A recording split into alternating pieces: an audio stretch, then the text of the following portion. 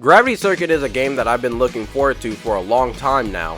Ever since I saw the gameplay, I've been keeping tabs on the game and its development, and I'm happy that the wait was well worth it. As a warning, this video will have spoilers throughout its runtime, so if you played the game or just don't care, let's get started.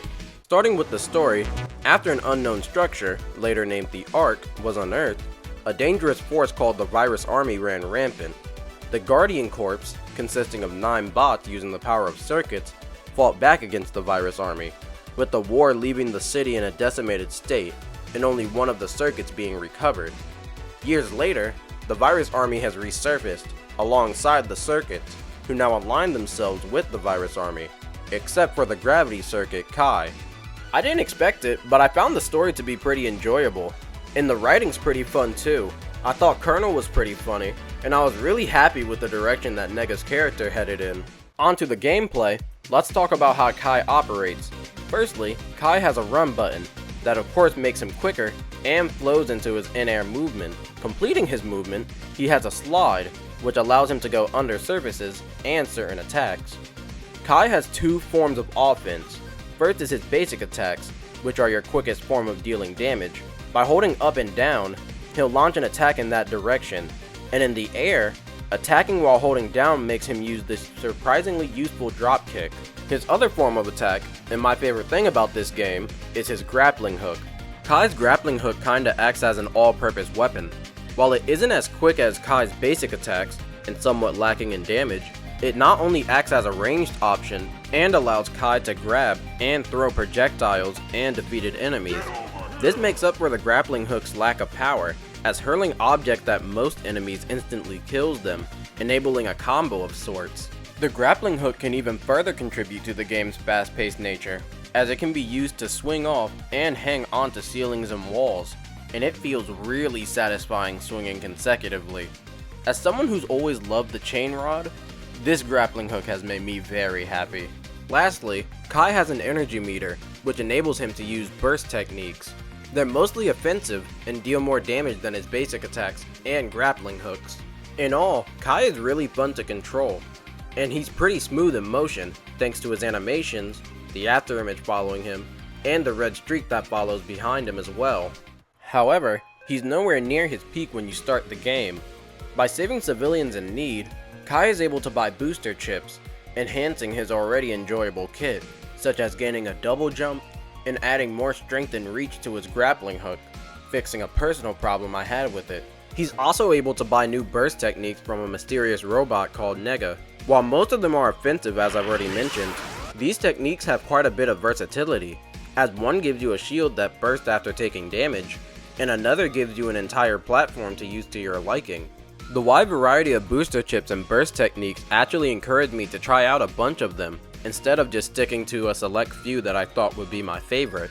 This would all be for nothing if the stages weren't fun to traverse, but as expected, Gravity Circuit ended up nailing that as well.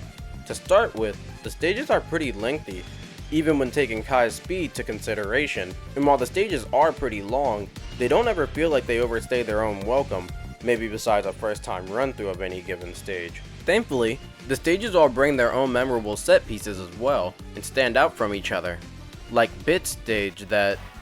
actually let's skip this one. Like how in Blade's stage you have to make use of Kai's drop kick to get around these fans, or that in Crash's stage, you have the ability to take control of this machine that looks like a ride armor. The stages also make ample use of the grappling hook, with the hook most of the time being used to cross large gaps, which once again, feels really satisfying. However, you shouldn't just run through the stages, as you may miss points of interest.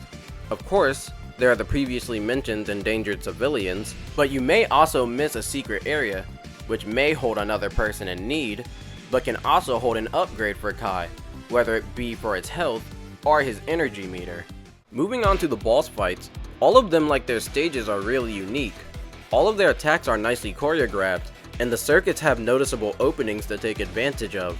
The burst techniques are also extremely useful in these fights, as they not only do more damage like usual, but knock bosses into a tumbling state, allowing you to get a few more hits in.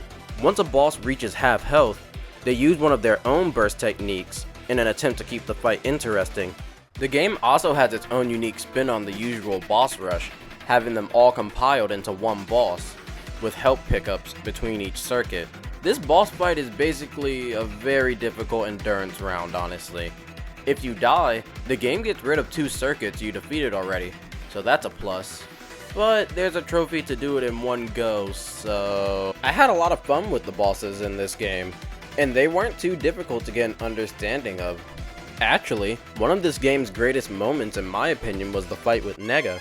It was obvious from the start of the game that Nega was in some way important to the game's story, but I had never expected him to be the previous gravity circuit, and having him test Kai in a boss fight was a welcome end to the mystery that his character posed. The fight that followed the revelation was also really fun, and the first time I fought him, I didn't expect him to keep fighting, which while unexpected, was completely welcome. I also think the difficulty of the fight adds to the moment as well, as if the fight wasn't somewhat difficult, it wouldn't land as well with the player. The music also really helped the fight stick out as well.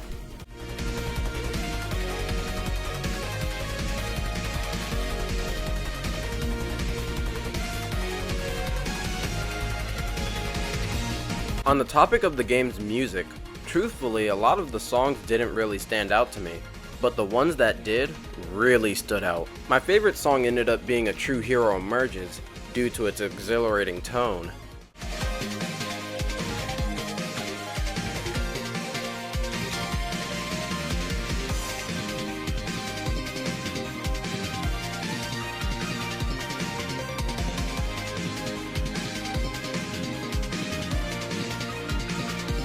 The second stage of the Ark is also my favorite, so that doesn't help, but that's beside the point.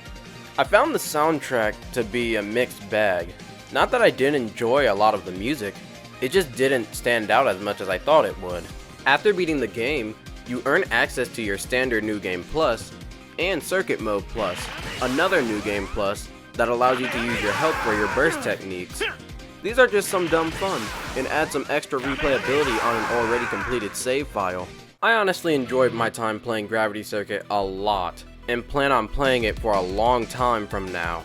This game has an unprecedented amount of style and quality that should be celebrated. I definitely recommend this game to anyone looking for something fast-paced with a bunch of replayability. The wait for this game might have been long, but thankfully I can't say that it wasn't worth it. I really hope you enjoyed the video, and thank you so much for watching it for this long. I hope you have a great day. Peace.